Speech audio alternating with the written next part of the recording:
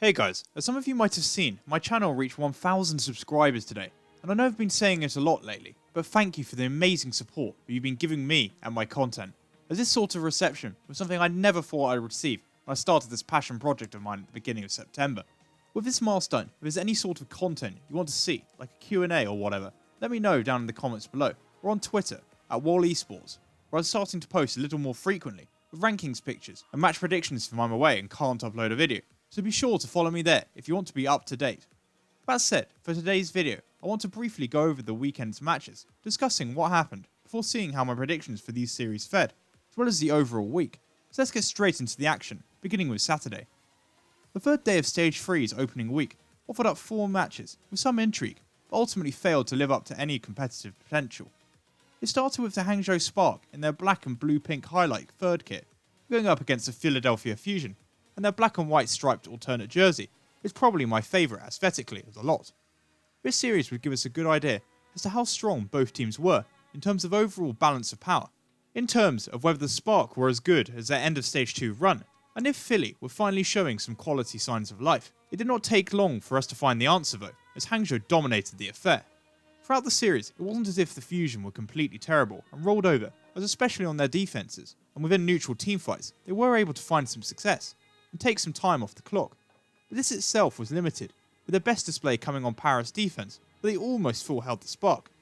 For the majority of the match, their ultimate usage wasn't particularly effective, with Boombox especially getting little value out of his transcendences that were often late. Meanwhile, during the fights themselves, Guangzhou predictably owned the main tank duel against Sado, but surprisingly, he wasn't even the worst player on Philly, as I thought Carpe was terrible, being one of the first to be killed in teamfights on most occasions, as he played away from the rest of his team with very poor bubble usage that was punished by Godspeed. On some attacks, the Fusion gathered a little bit of momentum, but they failed to finish any map, in contrast to the Hangzhou Spark, who quickly picked up the 4-0 win, finishing every map in a dominant fashion, establishing themselves in the upper pack, whilst also helping their poor map differential, as Philadelphia continued to averagely waddle along in the middle of the pack. Following this series was perhaps the most interesting match that Saturday had to offer, with the Vancouver Titans taking on the Atlanta Reign. After they'd given the Stage 2 champions a run for their money, Atlanta now looked to cause Vancouver issues in their first game back in Stage 3. Map 1 on Nepal again showed why the Reign meant some business, with some impressive performances from Pokpo and Dako that caused the Titans a few issues. But in the end, Vancouver still looked just as strong as ever, and they rebounded from the occasional lost teamfight to gain a foothold, as they went on to take both rounds and an early map lead. The assault map on Paris, however, told an entirely different story, as Atlanta's defense held very firmly and should have even held the first point fully had they not wasted a couple of ultimates in the penultimate teamfight that gave Vancouver's quad DPS comp the slight edge in overtime. Then again, after being halted once more, another clutch overtime teamfight saw the Titans unconvincingly finish the map. Yet the better performance on this map from the Reign continued into their own attack, as I thought Massa was brilliant alongside his tank line, as they finished their first attack with over 3 minutes left before winning the map after Vancouver C9'd the point to level up the series 1-1 at the half. The Titans' backline was once again brilliant, and the pair of Slime and Twilight helped this side come out with a great defensive hold of the first point of Hollywood, which did take some time to break down thanks to a solid effort from Atlanta. But in the end, Xiom and Suzaria got them over the line on their own attack to take a 2-1 lead in the series. Gibraltar would be the decider, and this map highlighted just how well the Reign had played throughout the series, as despite Vancouver finishing the map, they only did so with 8 seconds remaining, after some excellent defensive holds, and in reply, the Reign were outstanding, finishing the map a minute and a half quicker. It therefore went to a second round of attacks, where Twilight showed why he's perhaps the best flex support in the league right now, as he smashed through the Reign's defences, and led his team extraordinarily through overtime, to just before the end of the map. Unfortunately, in these situations, we've seen that the Titans just know when to come up clutch, which was highlighted on this attack. And despite a very spirited and impressive response that also saw Atlanta make it to the final section, it proved not to be enough, as Bumper and Co were able to get the teamfight win they needed to secure the map and the series at 3-1. Unlike the shock, this match proved that the Titans weren't suffering from any mid-season break rust, we're back to their imperious form. Whilst it's another fantastic performance for Atlanta in defeat to a top team, it's just crucial now that they can repeat it against weaker sides coming up to prove that they're the real deal. Seoul Dynasty vs Guangzhou Charge was the next series, and although the Dynasty came out the favourites, I was personally intrigued to see how much the Charge had improved against a strong team. But before the match even began, there were some early surprises, as Seoul came out with a brand new roster, with all 6 positions changed from their series against Florida. as Marvel, Zumba, Munchkin, Jexa Jehong and Illicit started. Throughout the series, there were some nice players from Rio and Hotba, but for the most part, the Dynasty's new roster looked comfortable and superb behind displays from Ryu Jae-hong, Munchkin and Zumba. One of the main issues the Charge had all day was that despite primarily running Sombra, Eileen got next to no value out of his EMPs, thanks to some great positioning and hiding from first Jae-hong for 3 maps, and then Hailey in the last map when he was subbed in, as the pair nullified his effects with Transcendence. Seoul came out the 4-0 winners and showed that this new roster could run both treble DPS as well as traditional 3-3 GOATS comps to a strong standard, which just once again shows that despite their gradual improvement, the Charge still have a lot of work to do before they can seriously start to contest good teams. The Dynasty have really thrown a spanner into the works of their opponent's preparation, as they now have 2 strong sides that utilise all 12 members of their roster, although it will be interesting to see which one the team prefers over time, potentially even using them strategically against different styles of opposition, or instead, if they gradually merge the 2 into 1, like London did last year, but it will be their performances against stronger teams in the coming weeks that will give us that answer. Saturday concluded with the improving LA Valiant playing the irregular Chengdu Hunters, and even though I said against the Charge that their 3-3 GOATS comp with Jikarin looked good, as these last 2 series will tell you, I was being presumptive and generous, and I'll quickly retract that statement. Running it again on Oasis, it was honestly terrible to watch, with such poor coordination and play, that there are a number of contenders teams that I genuinely believe would have crushed them. That said, the Valiant behind Fact Fiction and KSF effectively punished this weakness and convincingly took map 1, but given how bad Chengdu were, it does detract somewhat from the overall performance. Armin was then subbed back in, and it seemed to make the world of good for the team, as they finished Horizon Lunar Colony twice, as well as the following map Numbani. But on both occasions, whilst their flexible offense showed signs of life, their defense did not. Despite some short-lived positives for the Hunters, LA effectively bettered them on both maps during the more important second rounds of attacks that proved to be the difference in guaranteeing the Valiant the win after 3 map wins. Chengdu subbed back in Jikurin for the final map, and thanks to some solid play from Yang Xiaolong, they made it near to the end on Havana, but this proved pointless after LA blitzed through the map to confirm the 4-0 sweep thanks to an excellent display from Space, who also had a fantastic series, to further show the improving development of this Valiant side. For the Hunters though, this stage looks bleak, as their GOATS is terrible, whilst their triple DPS comps are now clearly losing their unpredictability, so major changes are needed fast. Moving on to Sunday, the matches on paper promised some quite competitive action, but in reality, it all failed to live up to any hype, apart from some maps in the overall pretty one-sided day.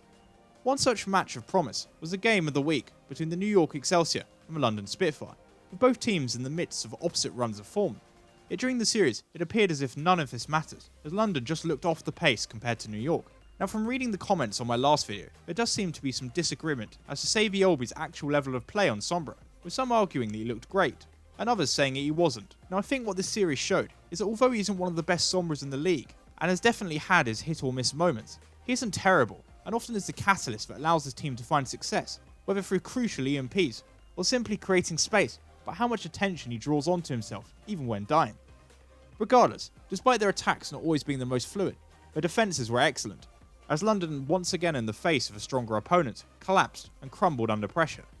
The maps Horizon and Havana were the most obvious by how one-sided they were, as at least the Spitfire found some limited success on Ilios and even finished the map on Hollywood.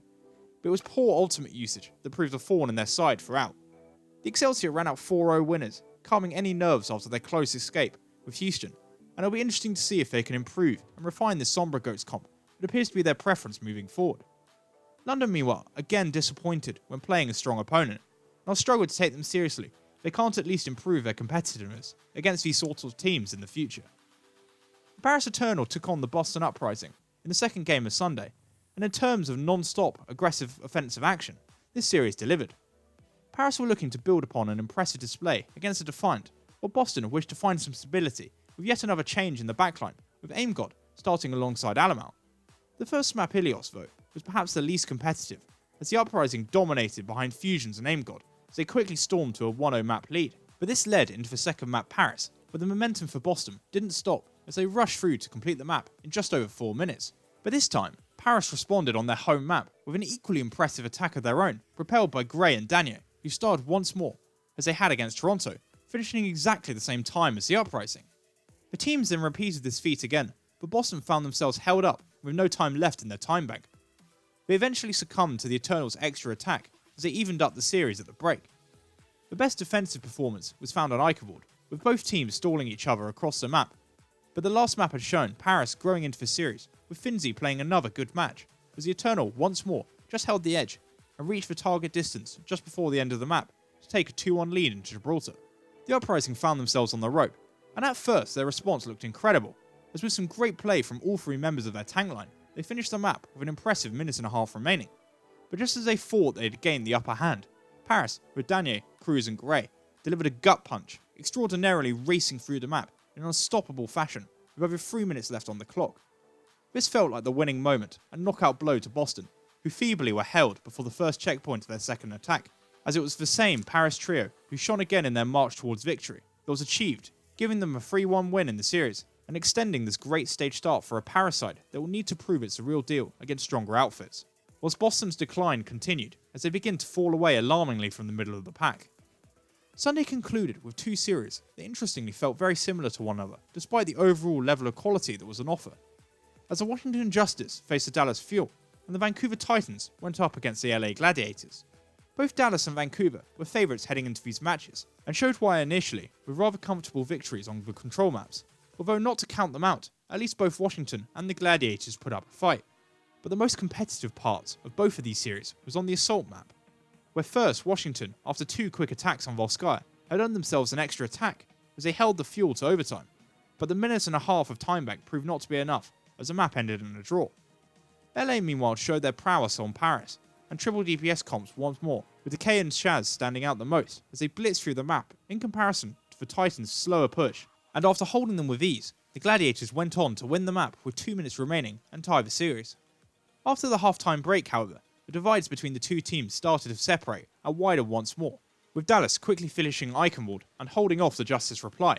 as Vancouver easily reached their required distance on Hollywood after a sloppy and short attack from the Gladiators. The final maps, however, on Havana and Gibraltar respectively, were where the stronger teams shone the most, with the Titans and Fuel, led by great displays from their main tanks OG and Bumper, speed running to the end of both maps with efficiency and domination, with their opponents not even reaching the first checkpoints in reply, as the series ended 3-0 to Dallas, 3-1 to Vancouver at the end. Dallas ended their week well, but after their dominant loss to the Gladiators earlier on, it all suggests that they're a middle of the pack side. And whilst they were on the losing side again, Washington showed many positive signs that they are continuing to improve and get better. Vancouver meanwhile reaffirmed they are still amongst the best in the league, with another impressive display, whilst for the Gladiators, there are clearly some things they need to work on more before they can consistently contest the best teams over more than just 1 or 2 maps. Now as for my predictions, the weekend saw the most accurate results of the week, as I got 7 out of 8 correct, taking my weekly predictions total for the opening week of Stage 3 to 12 and 4, which I think is a pretty decent start. Obviously, the only incorrect prediction of the weekend was my poorly placed gut prediction in Philly. That was terrible. But other than that, I think I was pretty close, or accurate, with most of my correct results, beside having too much faith in London and Washington to be competitive in their weekend matches. And with that, I'd like to thank you for watching my Stage 3, Week 1, Days 3 and 4 review. I'm back tomorrow with my first power rankings of Stage 3, so if you enjoyed and don't want to miss out, please be sure to like and subscribe for this continuing Overwatch League coverage and content.